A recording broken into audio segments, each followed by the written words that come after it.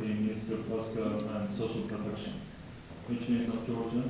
And with this new program, we managed to save in case of emergency situations. So now we rapid economic development will be in the classroom.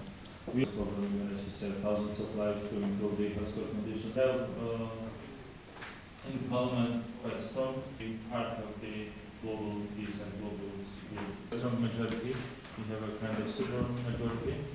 And the Georgian Dream Party, which I represent in this and later on, and they established the remain, of course, and they considering the Islamic percent and the second party, the opposition, the largest opposition, in order to strengthen the opposition. And one of the goals of the question and answer for the future people. The difference between our party and the second. We have 115 members in the parliament. I'm the chair of the parliament. My name is ираклი Кобахидзе. The recent parliamentary elections were held in October last year, which means that the composition of the new parliament is quite new. We have a very ambitious agenda, parliamentary agenda. Recently we have accomplished the constitutional reform. We are implementing other type of reforms in order to promote democratic development, economic development. So the agenda is quite ambitious in Georgia. You know that we are in a quite challenging situation. The regional environment is quite challenging in Georgia. I would like to talk a little bit about the situation that we have, about our foreign policy, about the domestic reforms that we are implementing, and then we can move to the question and answer format maybe. So as for the international priorities that Georgia has, we have quite well identified foreign policy goals and foreign policy priorities, which is mostly related to the European integration and Euro-Atlantic integration. Our main strategic goal is to ensure the European integration of our country. We are doing quite well in this regard, and recently we have had very good achievements in this respect. We have signed the association agreement with the European Union, and we have been granted the visa-free regime from the European Union, which is a great success. As for the attitude of the population, most of the people in Georgia support strongly the European integration and also the Euro-Atlantic integration with NATO. The recent parliamentary elections demonstrated that once again around 90% of the Georgian voters voted for those political parties which strongly support both European and Euro-Atlantic integration. Shortly after the parliamentary elections, we have adopted the special parliamentary resolution about our foreign policy, which says very clearly that again the EU integration, NATO integration is the main goal. The United States is the main strategic partner for Georgia, which is clearly stated in this foreign policy resolution. This is the clear vision that we have with regard to our foreign policy. So that's the choice of the Georgian people and the Georgian government and parliament. We act according to this will of the people. We have special challenges with our neighboring country, Russia. As you know, two regions of Georgia are occupied. It's Abkhazia and the former South Ossetia, Tskhimali region, which creates the challenging situation. We are implementing this so-called pragmatic policy with regard to Russia since 2012. We have two different formats of dialogue with Russia. We have the format of two representatives, special envoys of two governments. We have the Geneva format, and we are discussing different issues with the Russian side in this formats. We have some progress. We have some progress in the field of humanitarian relations, trade and transport.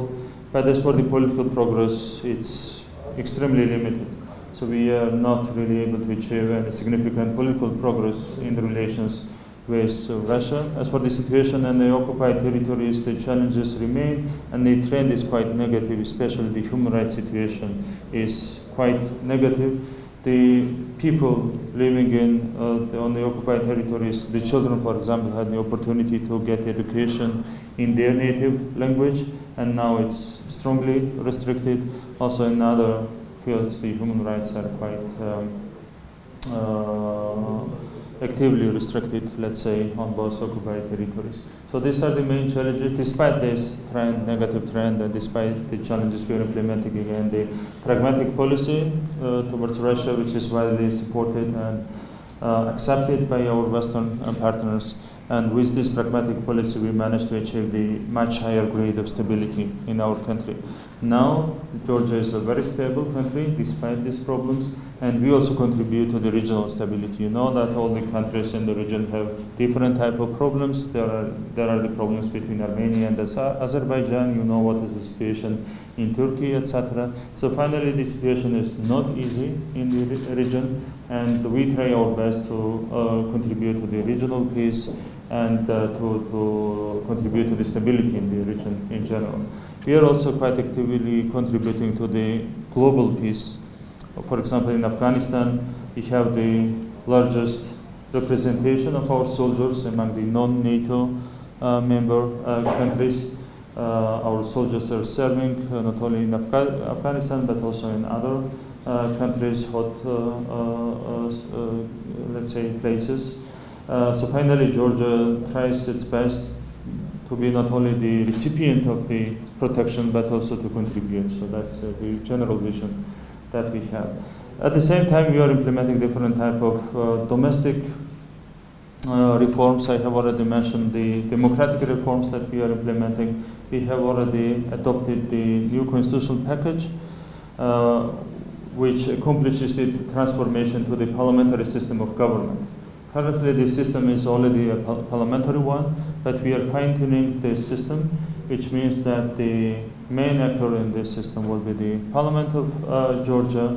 The government will get the confidence from the Parliament of Georgia, and finally, if there is a disagreement between the Parliament and the Parliament can dismiss the government in accordance with the procedure set by the Constitution. So we are moving to the European-type parliamentary system, which is one of the most important reforms that the Parliament of Georgia has implemented during the recent period.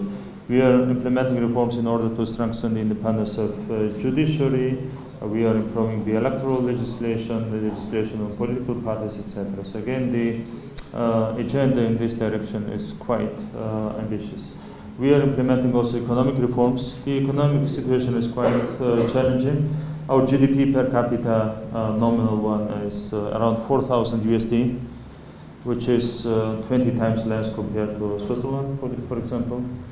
So the economic situation is not that good if we compare the Georgian situation with the poorest country in the European Union. We are twice weaker economically. So we have to do our best in order to strengthen the Georgian economy, which will affect our domestic situation positively, but also it will affect our positions on the international level, in international dimension. So we have to accelerate the economic growth. The situation in the region, economic situation, is also not really suitable for prompt economic development.